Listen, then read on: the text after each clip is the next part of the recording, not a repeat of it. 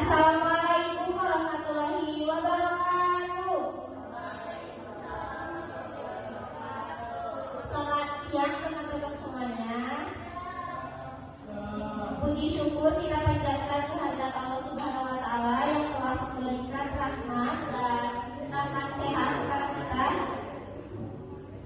sehingga kita bisa berkumpul dan mengikuti presentasi pada hari ini dalam keadaan sehat. Sebelumnya, terima kasih kepada Ibu Apotek Teresa selaku dosen mata kuliah farmakoterapi dan teman-teman semuanya yang telah hadir di ruangan kali ini. Sebelumnya, perkenalkan kami dari kelompok 1 kelas 2A.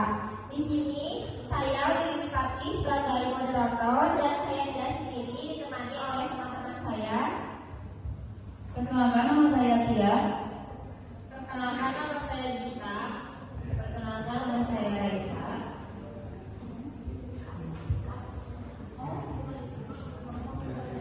Adapun topik yang akan kita bahas yaitu wanita dengan kepatuhan rendah minum obat. Baik, tanpa berlama-lama, langsung saja kita masuk ke sesi utama. Saya persilakan kepada teman-teman. Nah, di sini saya akan membahas tentang identitas pasien. Jadi pasien dalam kasus ini adalah penyair berusia 24 tahun dan sudah menikah dengan 1 anak. Terus pasien juga termasuk wanita usia subur, masih subur ya, dan aktif menggunakan kontrasepsi. Next.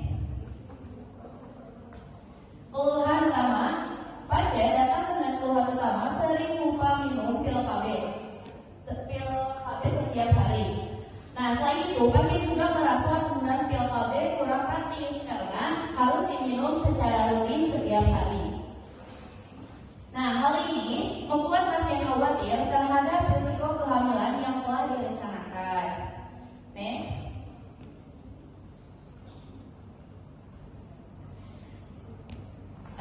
Riwayat medis. Nah, riwayat medis itu pasien tidak memiliki penyakit kronis seperti hipertensi atau diabetes.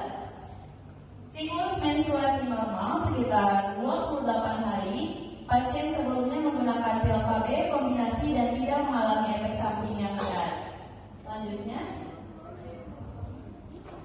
Nah, di sini ada data klinis pasiennya didapatkan beberapa parameter penting. Yang pertama itu tekanan darah pasien sebesar 110/70 mmHg yang termasuk dalam kategori normal sehingga tidak menunjukkan adanya resiko hipertensi.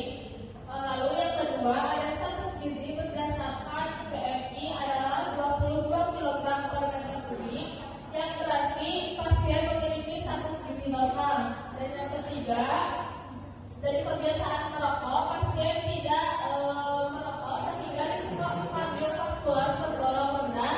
Dan yang terakhir, pada riwayat penyakit tidak ditemukan adanya riwayat trombosis maupun penyakit normal. Berdasarkan tenaga di atas dapat disimpulkan bahwa kondisi klinis pasien dalam batas normal dan tidak memiliki faktor risiko yang membatasi penggunaan berbagai metode kontrasepsi baik hormonal maupun non-hormonal. Next.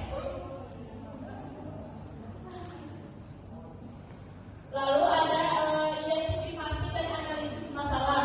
Masalah utama pada pasien ini adalah ketidakpatuhan dalam penggunaan pil KB, aktivitas kontrasepsi dan peningkatan risiko kehamilan yang tidak direncanakan.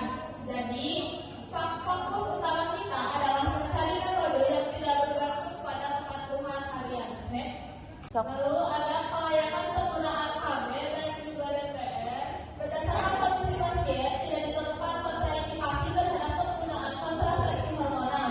Namun, karena kepatuhan pasien rendah, maka metode pil KB menjadi kurang optimal, sehingga perlu dipertimbangkan metode lain yang lebih sesuai. Next, di sini ada rencana terapi. Rencana terapi yang dapat diberikan adalah mengganti metode kontrasepsi dari pil KB ke metode jangka panjang atau WAR. Contohnya seperti IUD atau implan yang tidak memerlukan konsumsi harian. Oke, kita next lagi teman-teman.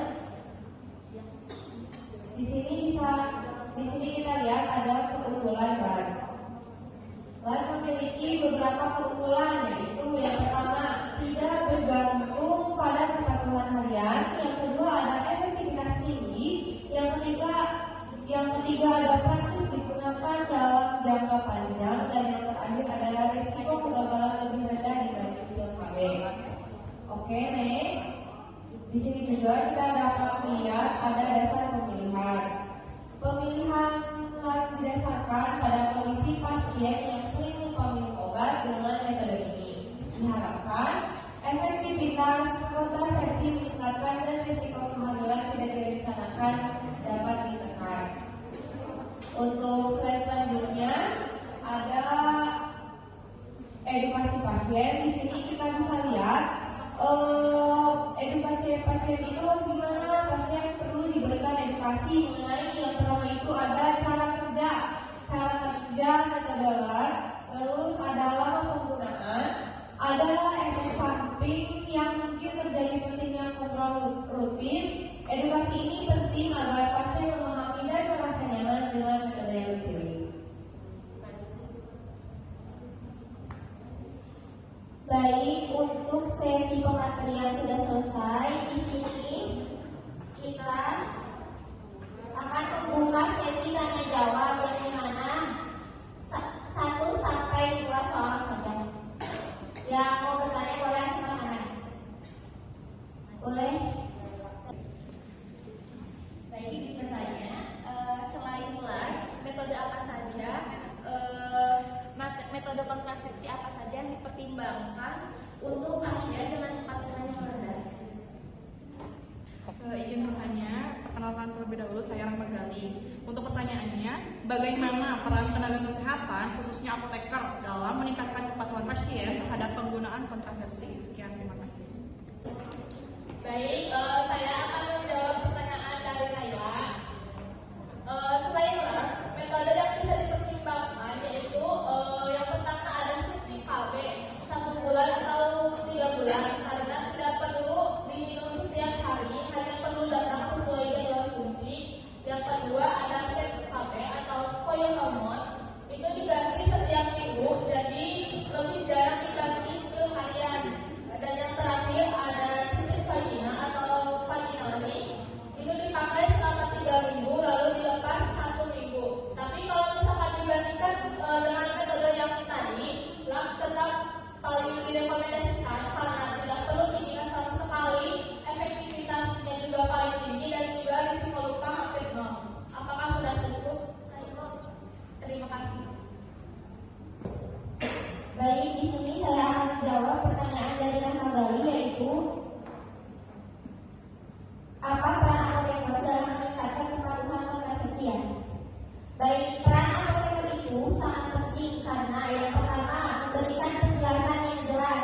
Jadi pasien tahu cara pakai, efek samping, dan apa yang harus dilakukan kalau lupa. Yang kedua yaitu membantu memilih metode yang cocok. Misalnya, kalau pasien sering lupa, bisa disarankan metode yang tidak perlu diingat tiap hari. Terus yang ketiga, memberi saran praktis seperti memakai alarm atau pengingat supaya tidak lupa. Nah, yang terakhir, membangun komunikasi yang nyaman biar pasien berani bertanya dan tidak ragu saat menggunakan kontrasepsi. Jadi dapat disimpulkan, apoteker tidak cuma ngasih obat, tapi memastikan pasien paham dan bisa pakai kontrasepsi dengan benar. Apakah cukup? Terima kasih. Oke teman-teman, kita dapat disimpulkan dari materi yang sudah kami paparkan. Kesimpulannya, pasien mengalami ketidakpatuhan dalam penggunaan PIL-KB yang menurunkan efektivitas kontrasepsi. Metode LAR menjadi pilihan terbaik karena lebih praktis, efektif, dan tidak tergantung pada kebanyakan harian. Mungkin sekian presentasi dari kelompok 1, semoga bermanfaat. Mohon maaf bila banyak kesalahan. Terima kasih. Wassalamualaikum warahmatullahi wabarakatuh.